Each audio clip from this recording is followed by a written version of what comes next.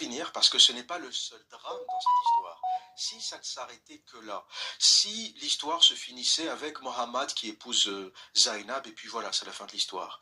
Bon, c'est une histoire du 7e siècle, on oublie tout ça et on passe à autre chose. Mais ça ne s'arrête pas là. Ça ne s'arrête pas là. Comme Mohammed avait honte, il avait honte de cette histoire. Il a épousé sa belle-fille quand même. Ça reste, c'est une tâche. Qu'est-ce qu'il a fait?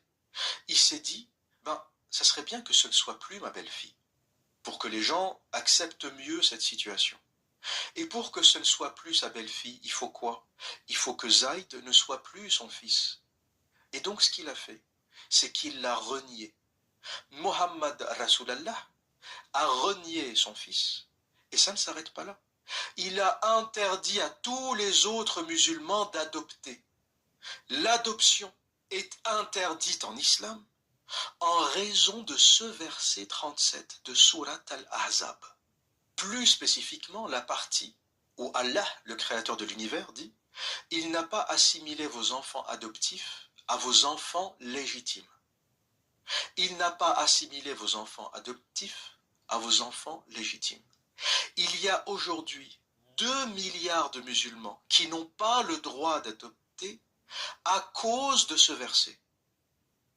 Des familles dans le monde musulman, des couples stériles qui ne peuvent pas avoir d'enfants, même s'ils sont riches, même s'ils sont millionnaires, à cause de ce verset, ils n'ont pas le droit d'adopter.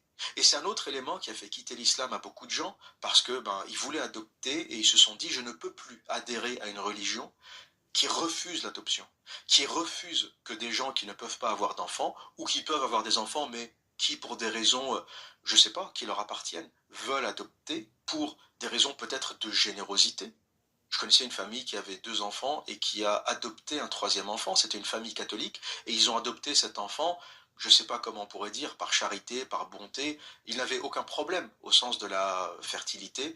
Ils avaient 2 enfants biologiques et ils ont adopté un 3e enfant originaire de Madagascar. Et c'était une famille catholique croyante et ils ont fait cette adoption dans ce contexte. Donc les gens qui veulent adopter le font pour des raisons qui leur appartiennent. Mais l'islam interdit cette pratique en raison de cette histoire. Pas pour d'autres raisons, parce qu'à la limite, il y aurait eu une raison logique. On va se dire, Allah, le créateur de l'univers, peut-être qu'il a de bonnes raisons de faire ça. Non, la seule raison, c'est que Mohammed voulait niquer sa belle-fille. Pour que ce ne soit plus sa belle-fille, il faut qu'il renie son fils adoptif. Point. Et voilà ce que nous dit le tafsir de Ibn Kathir au sujet de ce texte. Il n'a pas assimilé vos enfants adoptifs à vos enfants légitimes, extrait de Surat Al-Ahzab, verset 37. Ce verset fut révélé au sujet de Zayd bin Haritha, l'affranchi du prophète. Il avait adopté avant de recevoir le message de la révélation. On l'appelait Zayd ben Mohammed, donc Zayd, le fils de Mohammed. Dieu a voulu mettre fin à cette filiation, tout comme il a dit dans un autre verset, « Non, Mohammed n'est plus le père d'aucun d'entre vous, il est le prophète d'Allah et le dernier des prophètes. » Donc cette adoption n'est qu'une parole dans la bouche des hommes, et l'enfant adoptif est né des reins d'un autre père. Comment donc peut-il avoir 2 pères à la fois? Tout comme l'homme ne pouvait avoir 2 cœurs dans son corps. Et toujours dans le tafsir de Ibn Kathir, Abdullah ben Omar dit « Nous n'avions cessé d'appeler Zayd ben Haritha, l'esclave affranchi du prophète, jusqu'à la révélation de ce verset. À cette époque, les hommes traitaient les fils adoptifs comme de vrais enfants légitimes. Même ils les laissaient seuls avec leurs femmes. Après l'abrogation de cette filiation, Dieu a permis à son messager de se marier avec Zainab bintu Jahsh, la femme répudiée de Zayd. Près de 2 milliards de musulmans à travers le monde n'ont pas le droit d'adopter en raison d'une histoire de cul. Le créateur de l'univers dit à toute l'humanité, parce que l'islam est censé être révélé pour toute l'humanité, le créateur de l'univers dit à toute l'humanité, vous n'avez pas le droit d'adopter, et les Arabes de l'époque qui avaient l'adoption comme pratique, Le tafsir nous dit même que ces enfants étaient comme nos enfants. Il n'y avait pas de différence. L'enfant adoptif, c'était comme l'enfant biologique. On le laissait à la maison avec nos femmes. Ses sœurs, même si ce n'est pas ses sœurs biologiques, ben, il les traitait comme ses sœurs et lui était accepté comme le frère. Et il n'y avait pas de différence, en fait, entre les enfants adoptifs et les enfants biologiques. Les Arabes avaient une forme de rigueur vis-à-vis de ça et d'acceptation vis-à-vis de ça. En raison de cette sourate, et avec cette sourate, le créateur de l'univers dit à toute l'humanité, stop, vous ne pouvez plus adopter, vous n'avez pas le droit d'adopter. Pourquoi? Les gens qui cherchent auraient peut-être voulu trouver une raison logique, basée sur un vrai argumentatif. C'est quoi le problème avec l'adoption? C'est la transmission des gènes, c'est la biologie, c'est les problèmes familiaux. C'est quoi? Peut-être que le créateur de l'univers sait quelque chose qu'on ne sait pas. Eh ben non.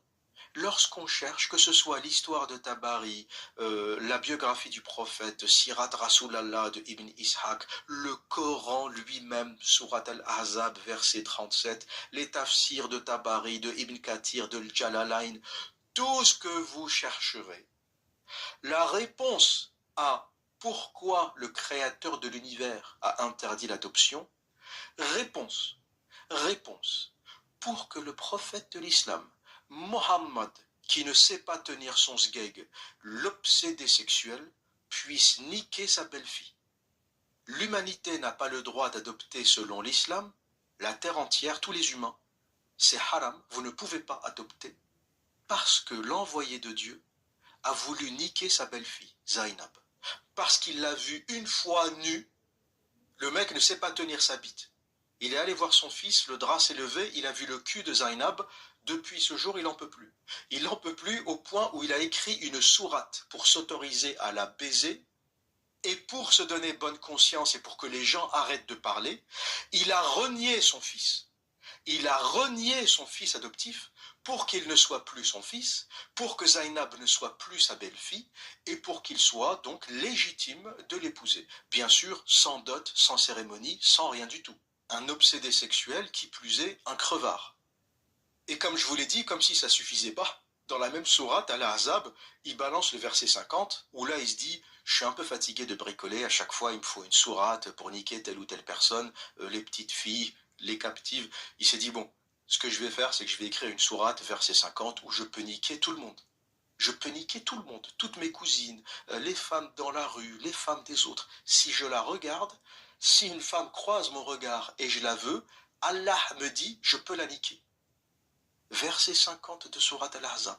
C'est une sourate pornographique, le truc. Mais ça ne suffisait pas. Vous allez me dire, bon, c'est bon l'observateur.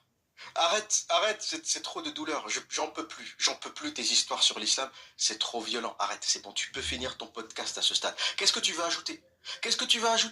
Ça y est, il a niqué la femme de son fils, il lui a fait répudier sa femme, qu'est-ce que tu vas ajouter? Il a interdit l'adoption à la terre entière, qu'est-ce que tu vas ajouter, l'observateur? Ben non, tant que Zaïd est vivant, c'est pas suffisant. Le gamin est vivant, donc à chaque fois que tu le croises dans la rue, voilà, tu te rappelles que tu as niqué sa femme, lui il te regarde de travers, donc ça ne suffisait pas. Il fallait éliminer Zaïd. Et comment tu fais pour le tuer? Tu peux pas l'agresser, t'imagines le prophète qui égorge son fils, bon, ça passerait pas. Qu'est-ce qu'il a fait? Il a commencé à l'envoyer à toutes les batailles. Mohammed est allé voir Zaïd, il lui a dit, Zaïd, toi t'es comme mon fils, t'es plus mon fils parce que je t'ai désadopté, voilà, t'es plus mon fils officiellement, je suis désolé, mais t'es quand même mon préféré, je t'aime bien Zaïd, je t'aime bien, et comme je t'aime bien, je vais t'envoyer à la plus grande bataille de tous les temps, une bataille tellement difficile que tu risques de ne jamais revenir. Il lui a pas dit ça, mais il lui a balancé les trucs, en gros, t'es l'un de mes meilleurs guerriers, je vais t'envoyer en première ligne, tu vas aller affronter l'armée byzantine à Bosra. Bosra, c'est une ville qui se situe dans la Syrie actuelle, qui était sous domination byzantine, et le prophète allait faire une bataille contre les Byzantins à cet endroit. T'as compris que l'armée byzantine, c'était pas des bricoleurs. Zaïd avait l'habitude de combattre pour le prophète. Faut savoir aussi une autre chose, le prophète de l'islam, ne combattait pas. Il envoyait les gens combattre pour lui. Je crois qu'il a fait aucune bataille. Et même s'il allait aux campagnes, il ne se battait pas physiquement. Et pour des raisons logiques, il était âgé. Hein. Il a eu la révélation à 40 ans. Il commence à se battre à 50, 51 ans. C'est là où l'islam devient une version militaire. Quand il quitte la Mecque ou quand il s'apprête à quitter la Mecque, c'est quand il va à Médine qu'il commence à égorger les tribus juives, qui devient agressif, etc. Mais avant ça, ce que faisait Zaïd, c'est qu'il attaquait des caravanes. Il attaquait les caravanes des Koraïchites, les habitants de la Mecque. Et vous comprenez qu'il y a une différence entre attaquer des caravanes comme un petit voyou et aller faire la guerre aux Byzantins. Donc Zaïd se rend à cette bataille de Bosra avec une armée de 3000 soldats et bien sûr il se fait tuer. Zaïd meurt et l'objectif de Mohammed était atteint. Tu comprends très bien que quand tu envoies ton fils, qui n'a pas l'expérience de ces grandes batailles, qui a l'habitude d'attaquer des caravanes, tu l'envoies se battre contre une armée byzantine structurée, tu as compris qu'il avait de très bonnes chances de ne jamais revenir. Donc objectif atteint, Zaïd est mort, le prophète n'a plus de garçon, ni adoptif, ni biologique, ni rien du tout. Et d'ailleurs, il y a une espèce de malédiction avec ce prophète. Hein. Tous ses enfants sont morts, tous ses garçons sont morts, et les filles qu'il a eues, il y a une vraie question de légitimité, parce que Khadija se marie avec lui à 40 ans, et elle aurait eu toutes ses filles entre 40 et 50 ans, ou 40 et 55 ans, il y a un truc qui va pas. Cette explosion de fertilité de Khadija à partir de 40 ans est assez louche. Donc on peut admettre que Khadija a eu ses filles avant Mohammed, avant 40 ans, d'un autre mariage. Donc Mohammed est très certainement stérile, il n'a pas de descendants, et même ceux qu'il était supposé avoir sont morts. Notamment Ibrahim qui meurt dans la petite enfance, le fils de Marie la Copte, qui meurt à l'âge de 2 ans, peut-être entre 2 et 3 ans. Donc pour un envoyé de Dieu, stérile, avec une telle malédiction, on peut se poser des questions. D'ailleurs, même Zainab, en fait, le drame aussi, c'est qu'il foutait la merde, mais il faisait pas de gamin.